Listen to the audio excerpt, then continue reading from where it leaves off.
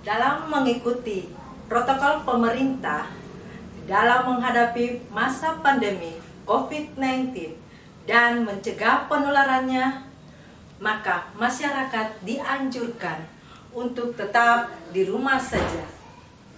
Seperti mengikuti ibadah tetap juga di rumah saja. Seperti yang dilakukan pada keluarga Pak Okta.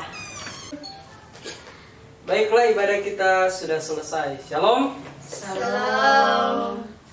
Pak, kenapa sih kita harus beribadah di rumah? Bahkan sekolah minggu juga harus di rumah. Kan bosan. Pengen ketemu sama teman-teman di gereja. Sekarang ini sedang terjadi virus corona atau yang biasa disebut dengan COVID-19. Jadi sekarang pemerintah menganjurkan supaya anak-anak yang belajar di sekolah sekarang belajar di rumah. Begitu juga dengan Bapak biasa kerja di kantor, tetapi saat ini kerjanya di rumah. Jo, kalau mau keluar rumah kita harus pakai masker. Apalagi sekarang libur toh. Jadi tiap pagi kita rajin berjemur di sinar matahari pagi. Yuk mulai sekarang, dan juga mama juga tiap hari harus siap makanan yang sehat dan bergizi.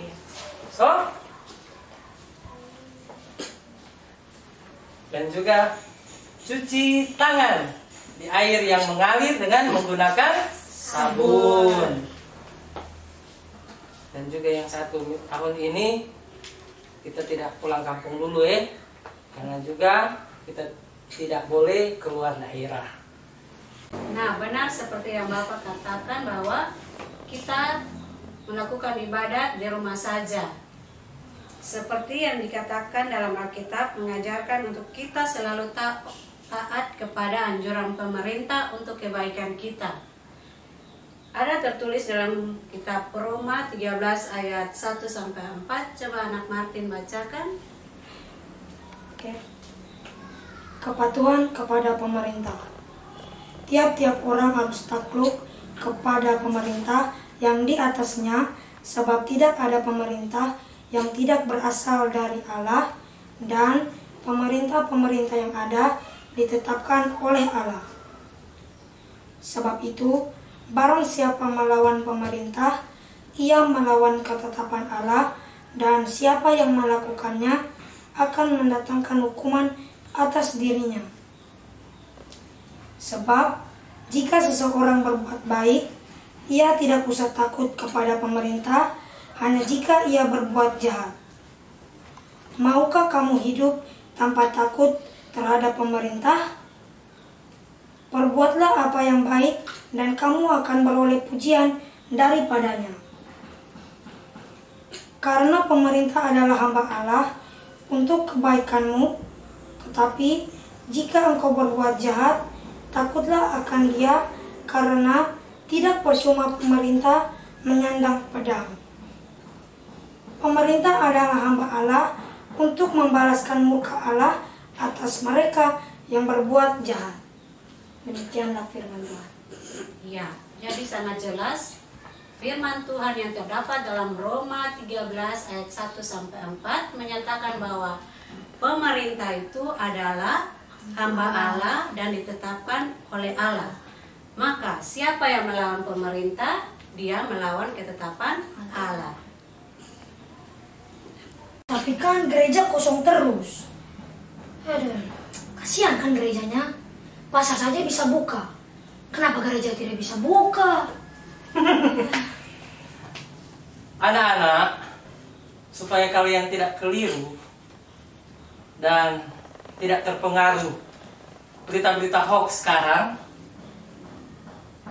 Bapak jelaskan. Gereja itu bukan dilihat dari fisiknya, yaitu sebagai gedung tempat kita beribadah. Ingat, gereja itu bukan gedungnya, tetapi gereja itu orangnya.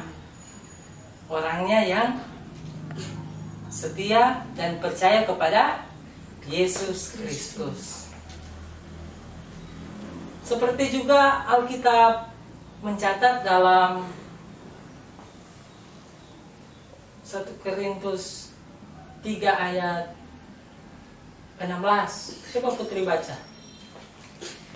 Tidak tahukah kamu bahwa kamu adalah bait Allah dan bahwa roh Allah diam di dalam kamu? Di ayat 17 bagian B. Sebab bait Allah adalah kudus dan bait Allah itu ialah kamu. Coba cari lagi. Di 1 Korintus pasal 6 ayat 19a. Atau tidak tahukah kamu bahwa tubuhmu adalah bait Roh Kudus yang diam di dalam kamu?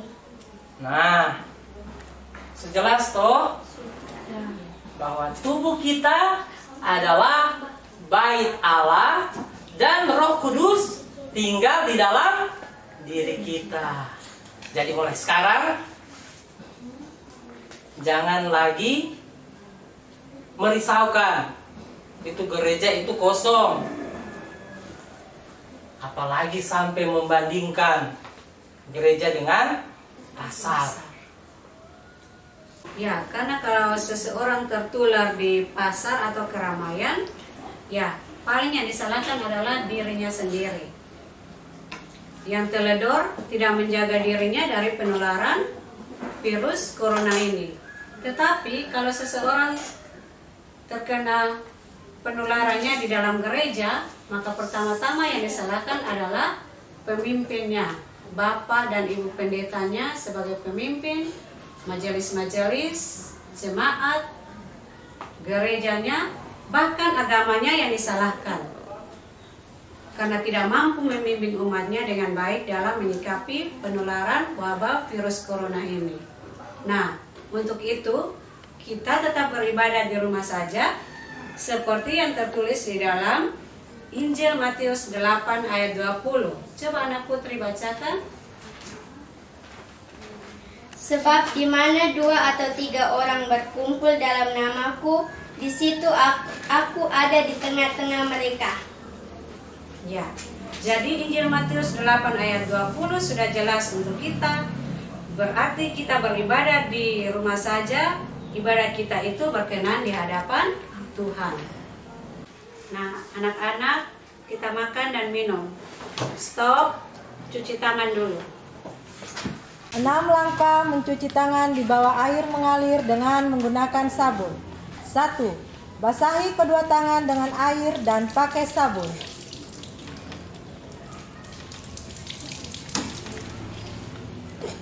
Gosok kedua telapak tangan secara lembut dengan arah memutar secara merata.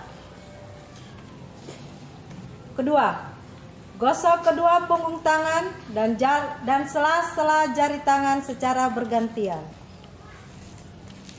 Ketiga, gosok kedua telapak tangan dan sela-sela jari tangan hingga bersih. 4.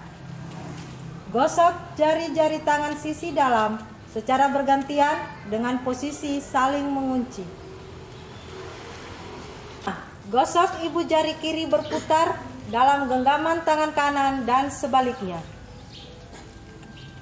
Keenam, gosok dengan memutar ujung jari kanan di telapak tangan kiri dan sebaliknya.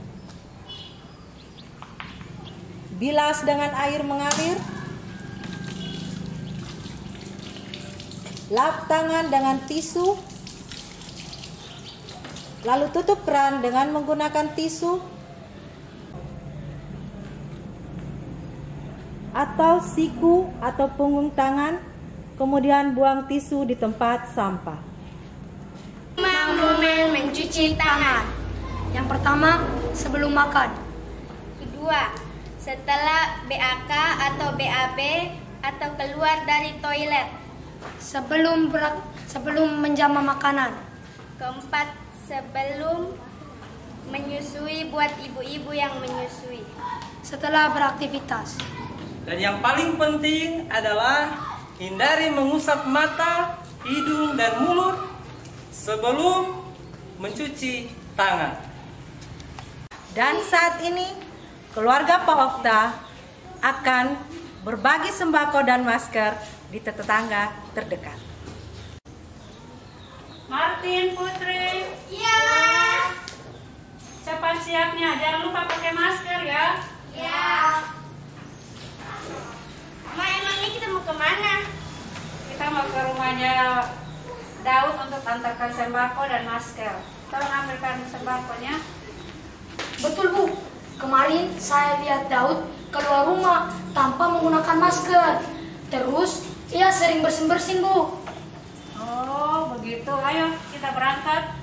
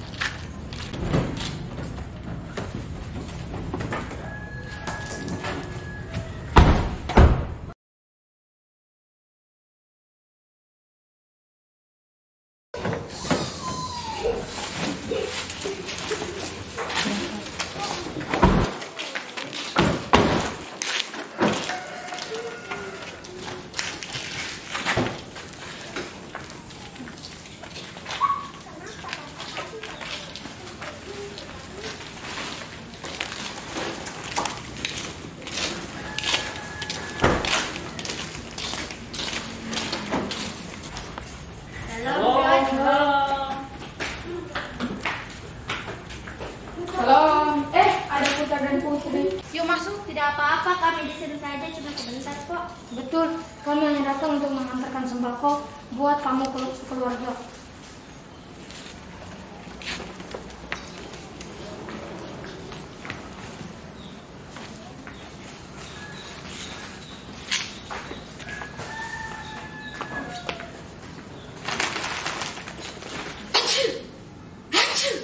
Aduh, Nah Daud, selama musim pandemi ini, kalau kita batuk dan melakukan tisu dan membuangnya di tempat sampah.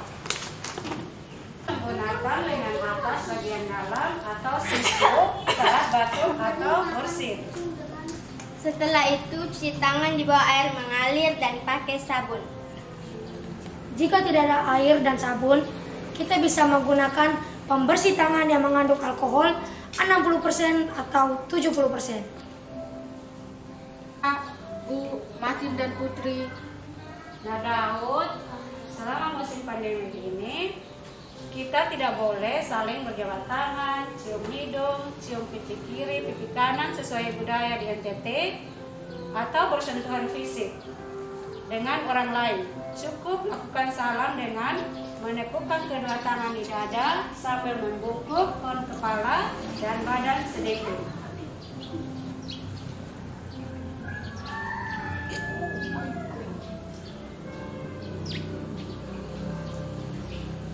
Nah anak-anakku, mulai sekarang mari kita sama-sama rubah gaya hidup kita.